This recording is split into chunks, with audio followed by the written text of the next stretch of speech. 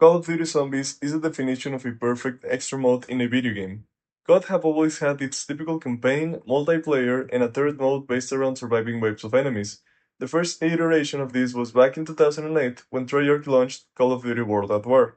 Inside this game there was an easter egg in which if you completed the game's campaign, you will gain access to a zombies third mode in the map Nagderuntoten, which consists of you surviving infinite waves of zombies that get increasingly stronger with each round that goes by. This was a total hit within the COD community, and then Treyarch added more zombies maps as DLCs, this being Shinonuma, The Riz, and Verrückt. So, after this game, it has become a staple for every single Call of Duty game to have a third mode. You can look at every COD developer and their respective creations. There's Infinity Ward with Spec Ops, Survival, Extinction, and Infinite Warfare Zombies. Then there's Sledgehammer with Exo Zombies and World War II Zombies. Honestly, I want to keep credit where credit is due to Treyarch because they have always been two steps ahead of everybody in terms of doing a great third mode, and a big reason of the success of Treyarch Zombies have been the Easter eggs. Okay, well, I mean, obviously Treyarch didn't invent the Easter eggs in gaming, right? But what started as little secret audio logs and messages around the World at War Zombies maps then became a full-fledged Easter egg quest in Call of Duty Black Ops 1 with hidden steps that required a full team of really skilled zombies players to actually complete it and enter achievement, lore information, or in-game rewards like wonder weapons, all the perks in the map, and power-ups that could benefit the player throughout its match. Easter egg main quests have become a key part of every zombies map for the past 15 years, and they still are to this day with the current Black Ops 6 game also having a pretty decent zombies third mode and a fun Easter egg to complete both solo and with friends.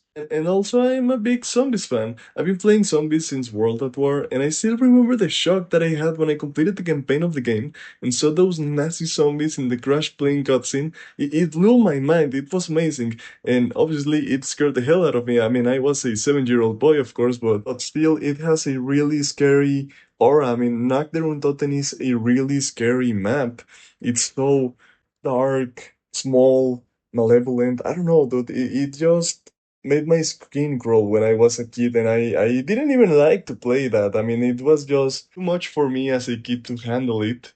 But I was too scared to even play Nagderuntot, and I played it years later when I was older and I could actually handle the scary elements of Nagderuntot and zombies as a whole. So, as time passed by, I became more and more a big fan of zombies, and then I started attempting to complete the Easter eggs of BO1 and BO2 maps, both alone and with friends. This is the point where I am at today. I wanted to make a video speaking my mind of how you can actually determine if a zombie's Easter egg is bad, good, or great. So to do that, I created a rating system that I will be explaining shortly. Before starting with that showcase, I just want to thank everybody who's watching. If you're a Zombies fan like I am, I'm pretty sure you will enjoy this. And if you have never played the Zombies game mode or even attempted an Easter egg, I hope that this video will get you into doing so because it is truly a really fun and cool idea that Treyarch pioneered. Let's start with the explanation. I decided to take into account several factors that make an Easter egg a truly fun and challenging experience in a zombies map for my rating system. Each factor has a different criteria to have a high or low rating. Let's start showing the different factors that we're gonna be working with. Number 1, player requirements. Number 2, length. Number 3, tediousness. Number 4, complexity. Number 5, fun factor. And number 6, rewards. I believe these factors or categories are key to measure and grade how good a zombies Easter egg actually is. I will explain every single one in detail so that we can be on the same page. Player requirements. This is a quick and easy to follow category. I will be grading the number of players that are required to participate in an Easter egg to complete it. In my opinion, an Easter egg that can't be completed solo is bad for the game. It gatekeeps players that don't have friends to play zombies with and denies them both experiencing the main quest and also potentially its rewards, like achievements, super Easter egg progression, etc. There will be occasions in which even if an Easter egg is only achievable with 4 players, but you can actually advance to a certain point by yourself, this condition might earn some extra points to the category, but not a perfect grade. I'm a solo player, so I do care a lot about this category because I have missed the opportunity to complete many Easter eggs myself, because either my friends don't like zombies or they won't buy the DLCs to play with me. Length. The length of an Easter egg is pretty important because, in my opinion, there has to be a middle ground. It can't be too short or too long, and something like Blood of the Dead might be a little bit too long, boring, and time consuming for the player, especially taking into account that it can take you multiple attempts to actually beat the EE. Seriousness. Let's be honest here. Even though I love Easter eggs, I do know that it can be a chore at times attempting or completing them, especially when there are steps involving RNG elements and also steps which requires you to memorize a lot of different locations to find symbols, items, things in general. The more of these elements appear in an Easter egg, the worse grading it will get, unless it fits the main quest or if it isn't frustrating to do. Complexity. The nature of an Easter egg is to be complex or hard to beat. It is a core feature of these quests, and having an easy Easter egg wouldn't actually give you a satisfaction feeling or the notion that you have accomplished a secret quest. But it is also important to note that the zombies mode is already pretty hard itself, so having to complete complicated steps of an Easter egg while also trying to survive the infinite hordes that the game throws at you can be frustrating and unfair at times, requiring a lot of dedication and skill to the game, which many people can have or won't have.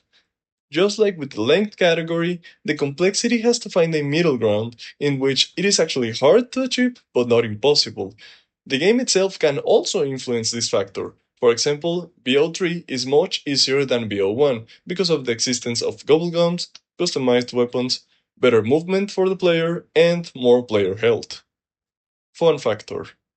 The fun factor is key for a zombies Easter egg, and even though this might seem extremely subjective and hard to quantify or grade, there are multiple things that we can all call enjoyable in a zombies Easter egg, just like cool cutscenes, rewards, epic moments, boss fights, just to name a few. Rewards. And obviously, just like I mentioned in the previous category, a reward is key to have an actual motivation to beat the Easter egg. There are a lot of rewards ranging from extremely amazing to incredibly disappointing. So that's also something that we're gonna be looking at while rating every zombie's Easter egg. Okay, so now that we have explained the criteria that I will be utilizing to rate all the zombies Easter eggs, because I will try to rate every single one of them, including Extinction, Vanguard Zombies, Exo Zombies, and many, many more. This isn't exclusive for Traeger of Zombies, so this is going to be a long journey until we get with every rating done. The first rating will be coming soon, so if you're interested in this whole project, I invite you to keep track of the next videos that I will be uploading, deeping dive into the Easter eggs and their pros and cons. So, without anything left to say, I hope I see you in the next zombies video. Thanks for watching.